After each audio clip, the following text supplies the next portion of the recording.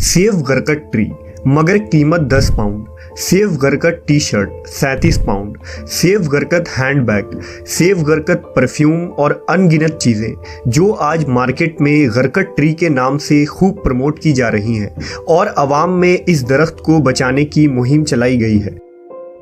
यहाँ तक कि इन चीज़ों की फ़रोख्त की कमाई से हासिल होने वाली रकम को गरकत की काश्त के लिए इस्तेमाल किया जा रहा है। आखिर ये गरकत क्या है? दुनिया भर में इस दरख्त की काश्त के लिए यहूदी क्यों बेचैन हैं? इसे शैतानी और दज्जाली कुव्वतों का दरख्त क्यों कहा जाता है? और नबी सल्लल्लाहु अलैहि वसल्लम ने इस दरख्त को काटने का हुक्म क्यों दिया है? आज हम गरकत के इस पुरइसरार दरख्त के मुतालिक हक़ाइक़ से पर्दा उठाएंगे। गरकत एक जंगली दरख्त है जो खारदार झाड़ी की सूरत में होता है। गरकत को अंग्रेजी में बॉक्सथ्रॉन और यूनानी ज़बान में लीसियम कहा जाता है। ये दरख्त 4 से 5 फीट ऊंचा होता है, जबकि इसराइल और अफ्रीका में पाए जाने वाले गरकत के दरख्त की ऊंचाई इससे भी लंबी और घनी होती है।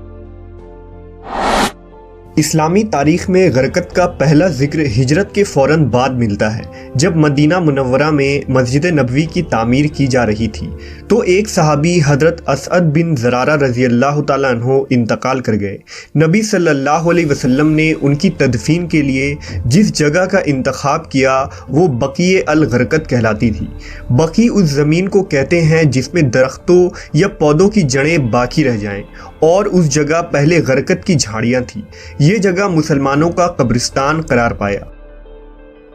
बाद में नबी सल्लल्लाहु अलैहि वसल्लम की साहबजादी हज़रत रुक़ैया, हज़रत फ़ातिमा और साहबजादे हज़रत इब्राहीम और कई सहाबा इकराम उसी जगह सुपुर्द खाक किए गए। जब मुसलमानों ने किला खैबर फ़तह किया तो यहूदियों ने खैबर में भी इस दरख्त को लगा रखा था। नबी सल्लल्लाहु अलैहि वसल्लम ने फ़तह खैबर के बाद इन दरख्तों को काट देने का हुक्म दिया था।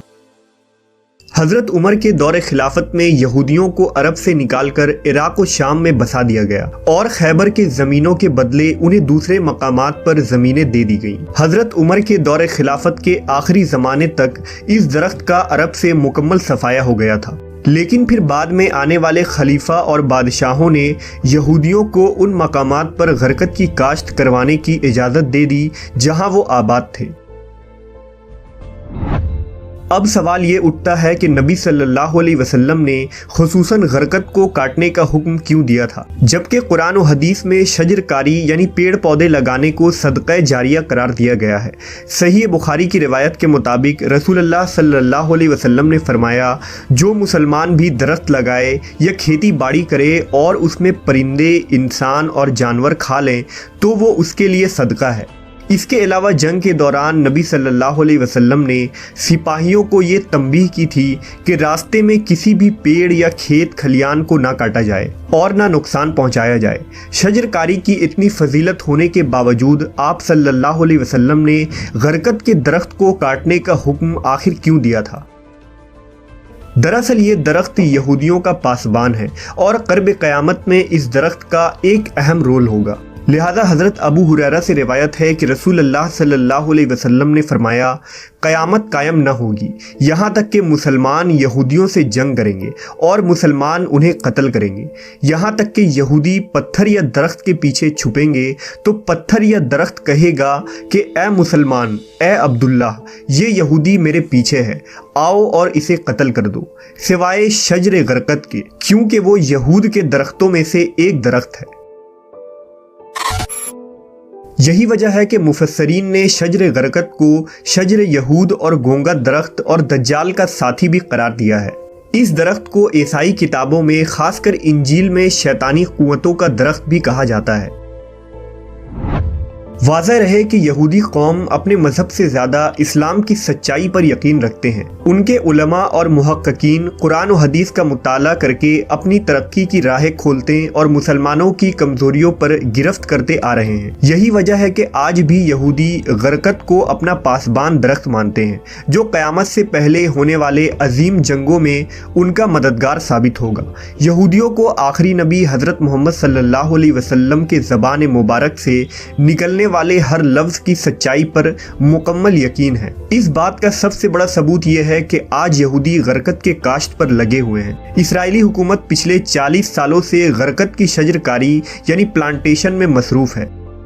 رپورٹ کے مطابق سال 2010 تک 24 کروڑ غرقت کے درخت اسرائیل میں لگائے جا چکے ہیں، اور اسرائیل میں چلنے والی ٹرینوں کے اطراف میں تقریباً 30 سے 40 کلومیٹر تک ٹرین لائن کے دائیں بائیں صرف غرقت ہی لگے ہوئے ہیں، اور اسرائیل میں ہر یہودی کے گھر، ان کے پارک اور ان کے بلڈنگز کے آس پاس غرقت لازمی لگا دکھائی دیتا ہے۔ فلسطینی علماء اکرام کا کہنا ہے کہ بالخصوص اسرائیل میں بڑے پیمانے پر غرقت لگا کر یہودیوں نے نبی صلی اللہ علیہ وسلم کی پیشن گوئی کا وقت قریب کر دیا ہے۔ خیبر میں شکست کھانے کے بعد سے اب تک ان کے پاس نہ کوئی ملک تھا اور نہ ہی فوج، لیکن 20ویں صدی میں انہوں نے پہلی بار فلسطین پر قبضہ کر کے اسرائیل کی بنیاد رکھی، لہٰذا اب وہ اپنے رہائشی علاقے میں اس درخت کو خوب کاشت کر رہے ہیں، کیونکہ دجال کا خاتمہ بھی بیت المقدس میں ہونا ہے اور یروشلم شہر قرب قیامت میں جنگوں کا مرکز ہوگا، اس لیے یہودیوں کو اس درخت کی شدید ضرورت انہی علاقوں میں ہے۔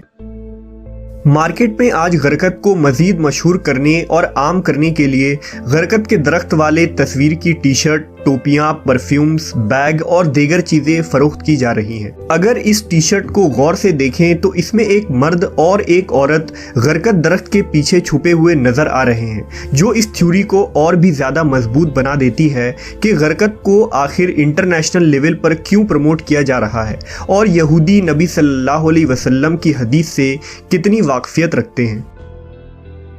جوز نیشنل فنڈ میں آنے والے ان تمام رقم کو غرقت کے درخت لگانے پر استعمال کیا جاتا ہے۔ اس تنظیم کا مقصد ہی دنیا بھر سے چندہ جمع کر کے ان سب رقم کو درخت لگانے پر صرف کرنا ہے۔ اسرائیلی وزیر اعظم نے بھی 1999 میں خود اس درخت کو لگا کر غرقت کی کاشت پر عوامی سطح پر زور دیا ہے۔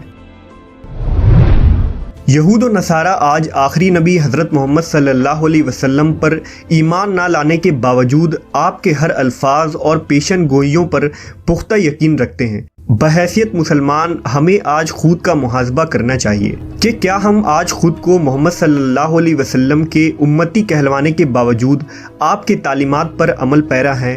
کیا ہمارا دعویٰ صرف نبی سے محبت و عقیدت کے حد تک محدود ہے، یا ہم آپ کے تعلیمات اور سنت پر بھی عمل پیرا ہیں؟ نیز یہ کہ آج ہمیں چاہیے کہ ہم اسلامی تعلیمات کے ساتھ ساتھ حالات حاضرہ پر بھی واقفیت رکھیں اور اپنے دین و ایمان کو بچانے کے لیے یہودیوں اور دجالی فتنوں سے قرآن و حدیث کی روشنی میں آگاہ رہیں۔